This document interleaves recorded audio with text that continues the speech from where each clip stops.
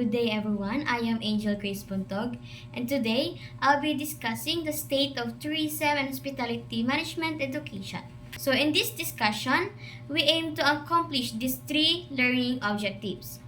Differentiate schools that follow the law from those that do not, identify the requirements for opening and operating a tourism or hospitality program, and understand the laws governing this sector of education. So did you know that there are over 300 schools in the country that offer both degree and non-degree programs in this field?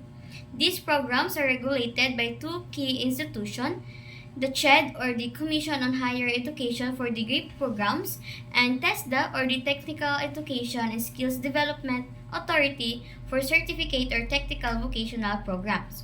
So the CHED produces about 4,000 graduates every year while TESDA produces around 10,000. The curriculum of both the BS Tourism and BS Hotel and Restaurant Management programs must comply with CHED Memorandum Order Number 31, Series of 2001. So this order is rooted in the Higher Education Act of 1994, Republic Act 7722. The government also promotes a ladderized education system. This means that students can gain certifications and employment opportunities as they progress through each level of the program. So this system helps make education more accessible and practical for Filipino students. So in support of employability and flexibility, CHED Memorandum Order 27, Series of 2006, also pushes for an interface between technical vocational education and higher education. So this approach allows students to gain industry-recognized skills even before they finish their degree. It has also identified priority programs for national implementation, including tourism, hotel and restaurant management, and travel management.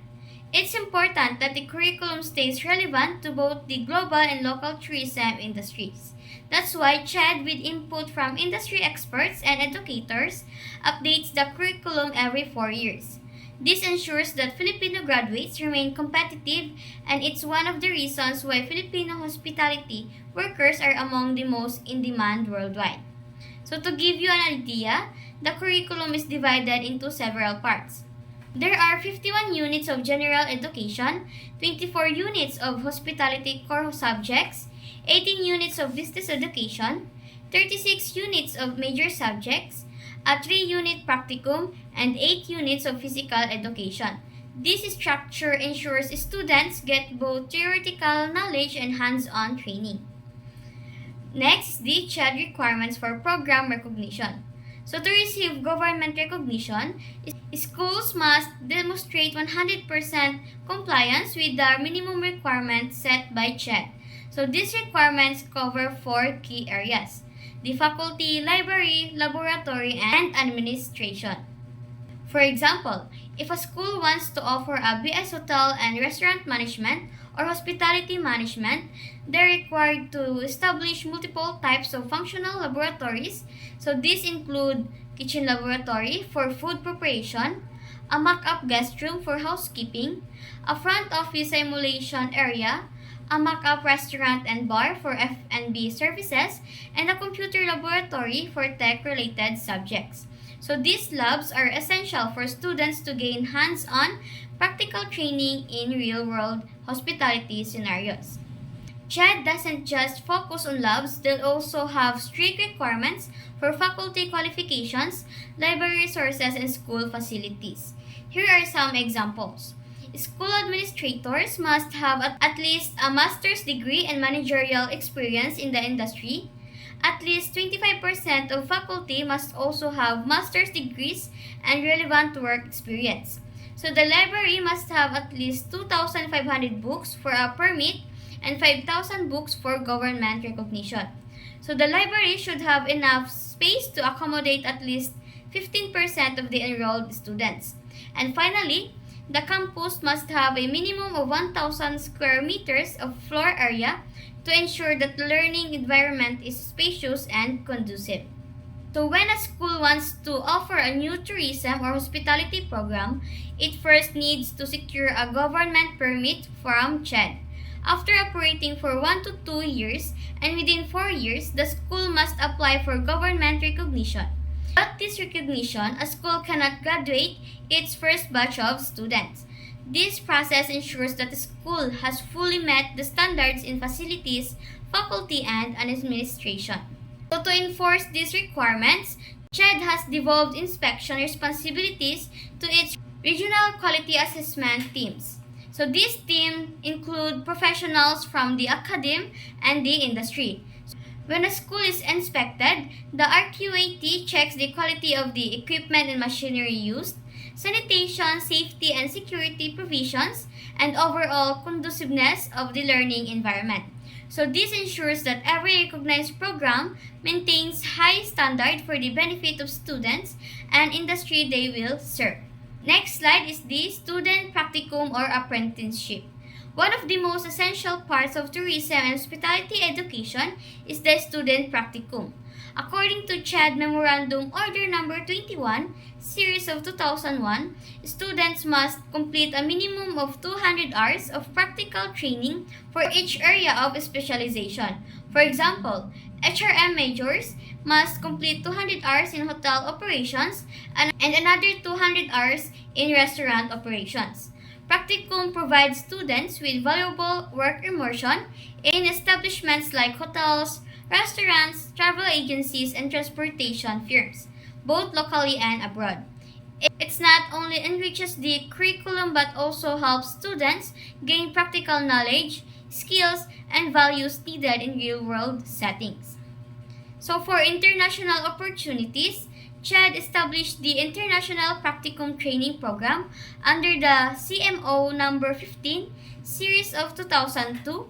So this program encourages strong academic industry linkages across the globe, helping students gain cross-cultural experience and international work competencies.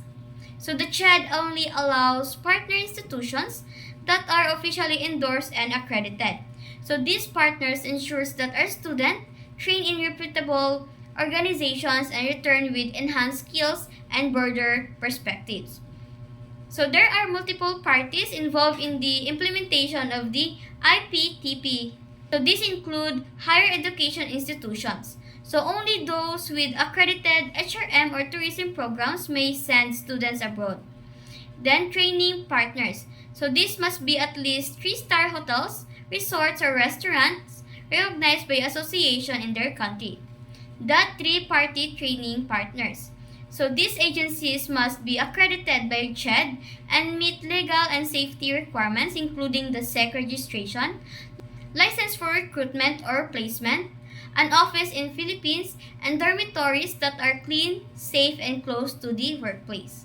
For students to qualify for IPTP, they must be enrolled in a practicum subject and at least 18 years old and have passed all pre-practicum requirements, be recommended by the faculty coordinator and dean, be physically and mentally fit, with a pleasant personality, show language proficiency and cultural readiness, and have parental consent. So this ensures that only students who are prepared, mature, and capable of representing the school and the country can join this program. Next, higher education institutions play a major role in IPTP implementation. So they must select qualified students in coordination with the third-party training partner, assign a full-time faculty practicum coordinator, organize pre-departure orientations, and submit the required documents to CHED, including the students list, training partner details, transcripts, and work permits. So these responsibilities help ensure a smooth and meaningful international training experience for every student. To ensure compliance with CHED requirements, the higher education institution must submit supporting documents like the student's passport copy, enrollment certification, and a copy of CHED's course recognition. So the HEI must also provide a final list of students who completed the IPTP. So the third-party training partner is responsible for screening applicants, conducting interviews, issuing IPA or in-principle approval letters, and reporting any student misbehavior. The CHED and the HEI jointly inspect the training site before deployment. Next slide is the obligation of training partner and 3TP. So the training partner abroad must ensure that student trainees are given work experience according to training plan, evaluated properly, and awarded a certificate of completion. Meanwhile, the 3TP is required to provide the following benefits: free round-trip airfare, meals, uniforms and medical checks, dormitory-style housing with a Filipino in charge, a monthly allowance of at least $450 or its equivalent, health and accident insurance, night differential, overpay, and 1 day off of lieu of a holiday. So the 3TP must also register the student with the Philippine Embassy and inform the school of existing foreign labor laws. And for the obligations of students and parents, students have critical responsibilities too. They must be officially enrolled in their practicum course, secure necessary documents including the CHED certificate, IPA, comply with the rules of the host company and school, stay in the 3TP assigned dorm and not with relatives, and complete the entire training period. Their parents or guardians, even if the student is over 18, must co-sign the contract to show their approval. They also need to attend the pre-departure orientation seminar together with the student. Before the practicum officially begins, CHED representatives and the school's faculty coordinator must conduct an initial inspection of the training site abroad. This includes checking facilities, accommodations, and training plans. The 3TP is responsible for covering board, lodging, and airfare for the inspectors for at least 3 days. Moreover, the 3TP must present a detailed training plan which the schools need to examine and approve to ensure that training is aligned with the educational goals. Next is the duration and sanctions of IPTP. So the IPTP must last at least 3 months but no longer than 1 year. If a school violates the IPTP guidelines, its permit to participate may be revoked by CHED. If a student trainee violates the rules or their contract is terminated, they may receive a failing grade, invalidation of their training, or even disqualification from IPTP altogether. CHED also reserves the right to blacklist any training partner found violating the program rules. All schools will be informed of such action to prevent future engagements with the said partner.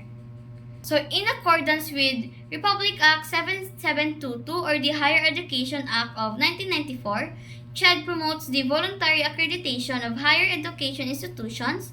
The goal is to help schools aim for quality and excellence beyond the minimum state standard. Under CHED Memorandum Order No. 6, Series of 1997, schools with Level 3 accreditation enjoy autonomous status, while those with Level 2 accreditation are granted partial deregulation, giving them curricular freedom and reduced CHED supervision. Accreditation, the recognized private agencies include Philippine Accrediting Association of Schools, Colleges, and Universities, the PACUCOA, and the ACSUI. In the public sector, the AACUC for state universities and colleges, and ALCUCUA for local colleges and universities. Here is the requirements for Level 2 accreditation. To achieve Level 2 accreditation, schools must meet strict standards such as high qualified faculty, effective instruction methods, modern facilities and libraries, strong student services, and active research and community outreach. All these are evaluated by authorized accrediting agencies who then report to CHED to determine if the school meets the criteria for deregulation or autonomy. Next is the tuition fees. So the law stipulates that any increase in tuition or other fees by higher education institutions should not exceed the national inflation rate. The inflation reference is based on the average annual inflation rate from the previous year, prior to the academic year in which the increase takes effect. Moreover, any fee increase must undergo a consultation process with stakeholders and receive approval from the Commission on Higher Education to ensure transparency and fairness. Next slide is the sexual harassment in the academy. The Anti-Sexual Harassment Act of 1995, RA number 7877, outlines that sexual harassment in an educational or training environment occurs when the offender is in a position of authority like teacher or trainer. Sexual favors are made a condition for a passing grade or privileges, and it creates an intimidating or hostile environment for the victim. The law emphasizes that the employer or head of the institution is responsible for deterring harassment and creating a procedure for resolving complaints. So, sexual harassment in the academy can lead to severe consequences for the perpetrator, including dismissal and legal action. The law also specifies various forms of harassment such as malicious touching, verbal or physical advances, sexual jokes or comments, inappropriate gestures, or staring. The victim may file both criminal and civil actions against the offender within 3 years from the date of offense. If convicted, the offender may face imprisonment or fines or both. Next slide is the procedures for addressing sexual harassment. To prevent and address sexual harassment, each school must create a committee on decorum that will investigate complaints. This committee should include at least one representative each from the administration, teaching staff, and students. Schools are also required to post the anti-sexual harassment law to inform everyone about their rights and procedures. If the offender is a teacher, dismissal may follow if the committee recommends it. Additionally, the victim has the right to file separate criminal and civil actions. Next, the random drug testing for tertiary level students. According to Republic Act number 7722 and RA number 9165, or the Comprehensive Dangerous Drugs Act of 2002, random drug testing for tertiary students has been implemented in public and private higher educational institutions since 2003. So this policy aims to foster a drug-free environment within schools. So the policy emphasizes the role of parents in drug education, treatment, and rehabilitation. Schools, in collaboration with the LGUs, must provide a drug-free environment and guidance for students. Academic freedom is respected during random drug testing, and students' privacy and confidentiality are paramount, with the results not being used in criminal proceedings. So the primary purposes of random drug testing are to determine the prevalence of drug use among students, assess the effectiveness of prevention programs, deter drug use, and facilitate rehabilitation for users. It also strengthens the collaboration of various agencies focused on tackling drug use and supporting rehabilitation efforts. So under CMO 21 series of 1997, the Explained Tertiary Education Equivalence and Accreditation Program allows individuals who did not finish a college degree to earn one based on their work experience. So this program, established under Executive Order 330, recognizes professional expertise and allows students to complete their degrees faster. So here's the benefits of tertiary education equivalence. Those in the tourism and hospitality industries, such as chefs, hotel managers, and travel agents who may not have completed their degrees but possess extensive professional experience, the program recognizes their skills and expertise, allowing them to finish their degrees more quickly without requiring additional coursework. Next, the foreign students. So various CHED memoranda have been issued to regulate the processing of foreign students in the Philippines. Some notable ones include CMO 53 series of 1997, which amends the guidelines and entry and stay, and CMO 7 series of 1996, which pertains to designated liaison officers for foreign students. So these guidelines ensures that foreign students follow proper procedure for their studies in the country. Foreign students who study in the Philippines are typically granted a student visa. Schools are responsible for ensuring that all required documents are in order before admitting these students. So foreign students in the Philippines often travel home once or twice a year, rent apartments, and enjoy exploring the country's tourist spots. Many foreign students choose the Philippines for various reasons. The cost of education is generally more affordable compared to other countries, and the English language proficiency gained is highly valued. Additionally, the quality of education in Philippine universities is considered competitive. Other reasons include recommendations from friends or colleagues and the opportunity to experience the country's culture. And that's all for the chapter 15. Thank you for your attention throughout this presentation.